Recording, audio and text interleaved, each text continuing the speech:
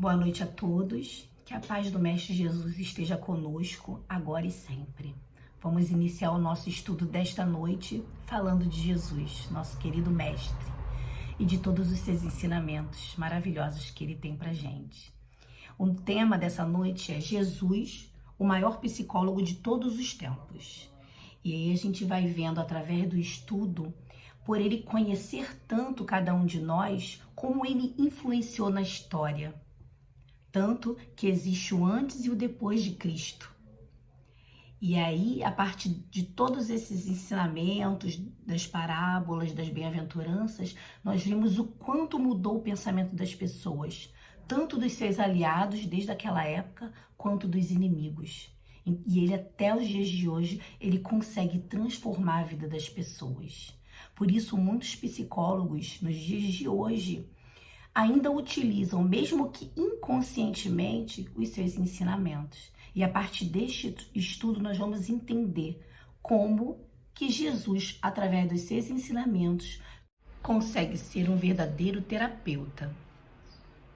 Jesus nos traz um grande ensinamento com o Sermão da Montanha, né? Com as bem-aventuranças. E o que quer dizer bem-aventurados? Quer dizer felizes. Então, na verdade, o objetivo de Jesus com suas lições era que nós encontrássemos a verdadeira felicidade. E aí, com todas as bem-aventuranças, a gente pode perceber que ele diz ali diretamente mesmo que o que atrapalha o nosso crescimento é o orgulho e o egoísmo. O orgulho é o contrário da humildade, né? E o que quer dizer humildade? Jesus mostra que a palavra humildade, a própria palavra vinda do grego, que significa humus, né, quer dizer terra. Então, quando essa terra está fértil, ela está preparada para receber, para aprender. Essa é a nossa humildade, de saber que nós não sabemos nada, né, que a gente ainda tem que aprender muito. Isso é totalmente diferente do orgulho, quem acha que sabe o suficiente. Então, do orgulho nós vemos o egoísmo. Esse egoísmo, ele pode ser individual. Cada pessoa tem o seu egoísmo íntimo, né? Onde há aquele desamor com o outro, um sentimento exagerado de interesse pessoal, né? Quantos casamentos, relacionamentos de amizade, laços de família, né? Laços familiares, nós sentimos essa dificuldade por causa do orgulho e do egoísmo. Mas não somente assim com a questão individual, há também o egoísmo familiar, aquelas pessoas que não têm uma expressão de solidariedade fora daquele círculo restrito da própria família. Eu me dedico somente à minha família, sem me importar com as outras questões sociais, com o mundo. A minha família só que tem que estar bem. Claro que a gente sabe que a família é ali o nosso primeiro responsabilidade, né? Mas nós temos outras responsabilidades também, não estamos sozinhos no mundo, né? Então nós vemos também o egoísmo de classe. O que é egoísmo de classe? Onde um grupo, em suas funções de conveniências, sem pensar no desequilíbrio, no sacrifício que possa custar para a coletividade, né, não refletem sobre outras questões, somente pensando na sua classe ali, no seu grupo. E isso traz um atraso de progresso muito grande para a nossa sociedade, né? Também tem uma questão que me machuca muito, eu acho que machuca muitos de nós, que é também a questão da raça, que é responsável por uma série de dramas, conflitos dolorosos que a gente vê até nos dias de hoje, né? Já há tanto tempo atrás e ainda continuamos vendo essa dificuldade que nós temos na sociedade. Nós vemos no mundo também um egoísmo nacional, que muitas vezes vem disfarçado, né? Eu sou patriota, é o patriotismo, tal, mas muitas vezes o patriotismo gera ódios e guerras, né? E a gente vê até os dias de hoje também, mesmo passando todos esses ensinamentos de Jesus de amor há 2000 anos atrás, a gente ainda continua vendo tanto ódio, tanta guerra nesse mundo, né? Também tem um egoísmo muito problemático, muito preocupante, que é o sectário. O que é o egoísmo sectário? É quando aquela pessoa, aquele crente, né, aquela pessoa que crê em Deus ou em Jesus, qualquer religião que tenha, se torna fanática, né? Então, onde só vê salvação na sua religião, né? Só a sua religião é salvadora. E aí proíbe até ouvir ou ler qualquer outra coisa contrária à sua crença. É muito preocupante também. Então, os ensinamentos do mestre, vai contra tudo isso. Vai contra qualquer questão de orgulho, de egoísmo. E sabemos que a felicidade que ele fala é inerente e proporcional ao grau de pureza e progresso moral de cada pessoa. Então, a gente tem que se preocupar muito com de que forma que eu estou aprendendo, que eu estou entendendo esses ensinamentos. O mestre nos permite ver a vida de uma forma mais amorosa, mais simples. E a partir daí a gente consegue lidar com os nossos sentimentos e com os nossos relacionamentos. Se todas as pessoas conseguissem realmente caminhar através dos ensinamentos de Jesus, seria muito mais fácil o convívio e essa experiência aqui no planeta. Muitas pessoas pensam que é algo impossível, mas não é. É possível, não é fácil, mas é possível. E através deste estudo, nós veremos como a lição do mestre tem um valor inestimável. É um verdadeiro tesouro. E não lhe falava nada a não ser em parábolas. Essa passagem de Marcos nos ensina muito, né? E faz a gente perceber que Jesus foi o maior professor da história. Por quê? Ele sabia que as pessoas só podiam aprender as coisas de acordo com a sua forma de entendimento. Por isso ele ensinava por meio de parábolas. E o que são parábolas? Parábolas são histórias que nos ajudam a compreender a realidade e que podemos extrair delas ensinamentos que poderão ser aplicados na nossa vida. Na verdade, nós vamos conseguir aprender através dessas histórias, porque tem a ver com o nosso cotidiano. E ele nos ensinava também a lidar com as nossas crenças. Muitas das nossas atitudes são tomadas a partir do que a gente crê, né? E a forma que ele ensinava tinha um aspecto psicológico incrível, porque ele nos ensinava com confiança, sem ser arrogante. Ele acreditava em seus valores absolutos, mas não era rígido. Mesmo conhecendo sua identidade, ele não julgava ninguém. Ao invés de mostrar-se superior, dando palestras, ele humildemente dizia o que queria a partir de simples histórias. Falava de uma forma que as pessoas tinham prazer de escutar, porque ele entendia o que as faziam estar ali naquele momento.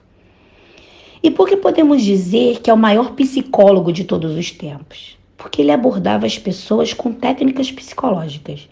Os seus ensinamentos compreendem o que a psicologia hoje nos está ensinando, que é a empatia, o autoconhecimento, o comportamento, o pensamento, ansiedade, depressão, estresse, transtornos emocionais, o medo, que muitas vezes atrapalha a nossa vivência, reconstruções, fobias, bloqueios, né? A importância da escuta atenta, da capacidade analítica de quem escuta. E principalmente ele era um bom comunicador. Suas críticas mais rígidas, na verdade, eram feitas para os fariseus. Quem eram os fariseus? Os religiosos da época. Então, ele não os censuravam, né? Porque eles tinham um grande conhecimento. Então, eles não censuravam pelo conhecimento que eles tinham, mas pela arrogância que demonstravam. Para ele era claro que quanto mais aprendemos, mais teríamos que entender o que temos que aprender ainda, né? O que a gente ainda não conhece. Os ensinamentos do mestre nos ensina também a lidar com os nossos medos, né? Que é um dos sentimentos que faz com que a gente tenha atitudes ruins. Um exemplo é uma pessoa avarenta, uma pessoa egoísta. No fundo, ela é egoísta por medo. Medo de quê? Medo de perder, medo de passar por dificuldades. Lá no fundo da alma dela, ela não tem fé. Ela não acredita na providência, em oportunidades que ela terá lá na frente. Então, ela precisa juntar, precisa não ser caridoso, porque isso vai atrapalhar a vida dela por medo, né? O medo do futuro. A ansiedade também é um medo do futuro. Uma pessoa que quer agradar as pessoas o tempo inteiro, quer agradar a todos, é um tipo de vaidade e orgulho por medo da rejeição, É o medo de não ser aceito. Então aí o medo também no sentimento para poder tentar agradar a todos o tempo inteiro e fazer com que todo mundo seja grato, todo mundo esteja, essa pessoa é muito legal, muito perfeita. Então isso é um tipo de orgulho, é um tipo de vaidade por medo de rejeição e por medo da rejeição, né? E por medo de não ser aceito ali naquele grupo. Então você acaba fazendo coisas que seu coração não está mandando para poder agradar o outro e perde até algumas oportunidades devido a isso. Outra coisa que o medo faz com que atrapalhe a sua vida é a inveja. A inveja é um tipo de medo. Que medo? É o medo do brilho da outra pessoa ofuscar o nosso brilho. Então, por medo, você acaba tentando ver os defeitos da pessoa, a maledicência aí. Falar mal, julgar de qualquer forma para ofuscar o brilho da outra pessoa, para o seu brilho não ser ofuscado. O ciúme também é uma forma de medo de perder a pessoa. Na verdade, é a autoestima, o problema com a autoestima que a pessoa esteja passando, aí faz com que sinta esse ciúme, né? E não queira perder aquela pessoa. Então, todas essas imperfeições que nós temos vêm de acordo com o medo que nós sentimos. E aí a importância do autoconhecimento. Nós precisamos conhecer nossas imperfeições para poder mudar. E a gente pode ver aqui no livro dos Espíritos, na questão 919, qual o meio prático mais eficaz que tem um homem de se melhorar nesta vida e de resistir à atração do mal. Um sábio da antiguidade vô-lo disse: conhece-te a ti mesmo. Então, quando a gente conhece, tem esse autoconhecimento, a gente consegue reverter esses quadros de medo, de maledicência e de todas essas imperfeições que a gente tem. Então, para que a arrogância, na verdade? A arrogância, na verdade, é a insegurança de não querer mostrar as suas fragilidades.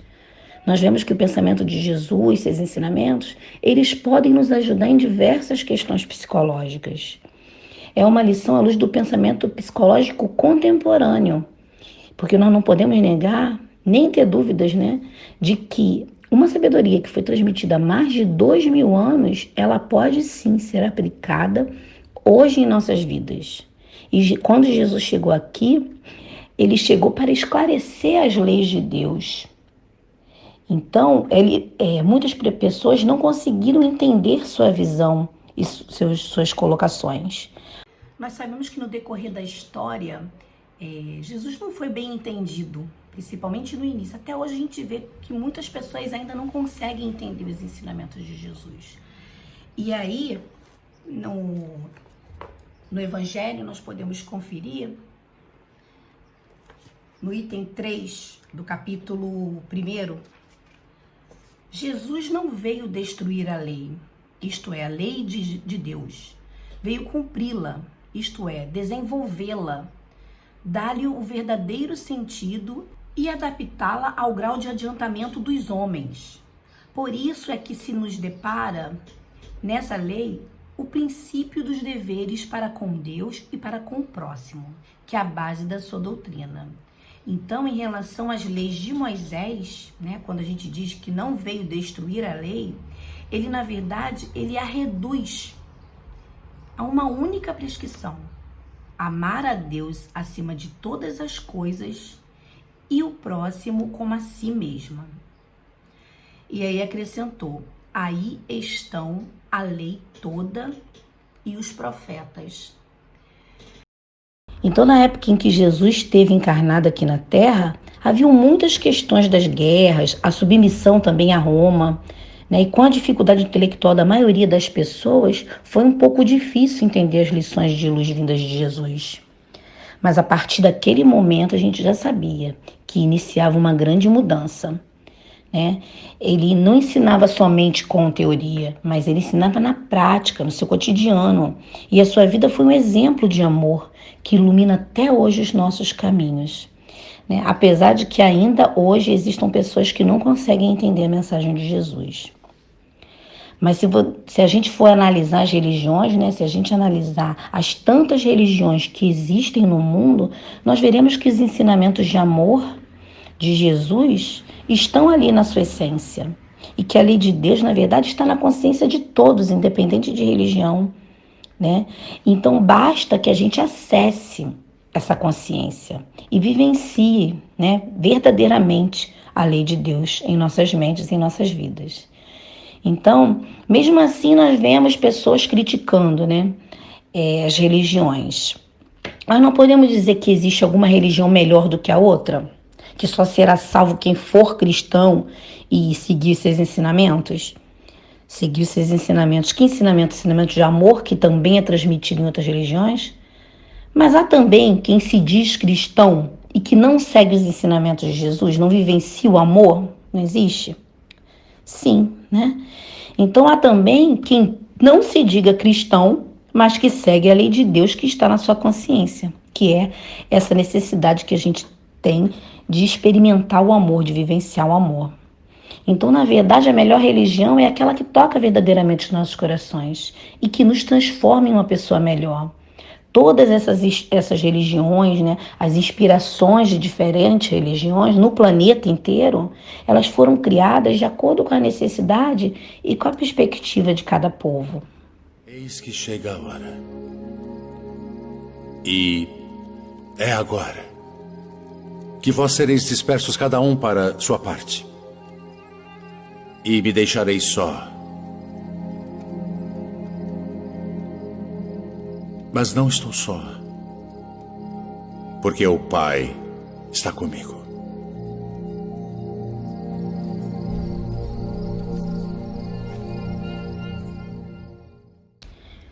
Então, quando Jesus fala, eu sou o caminho, a verdade e a vida, como conhecemos a verdade?